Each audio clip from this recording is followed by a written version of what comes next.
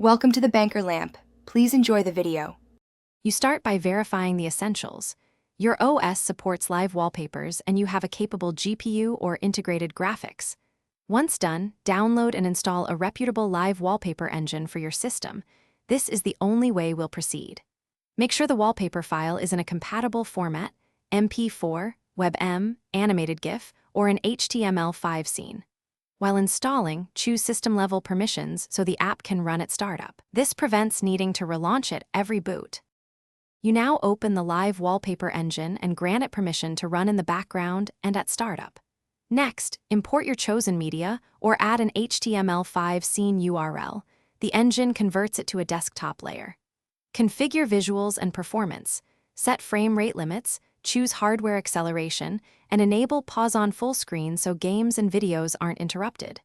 Once configured, apply the wallpaper to monitor profiles and use multi-monitor mapping. Finish by saving your wallpaper profile and setting it to load on startup so you never have to reapply it.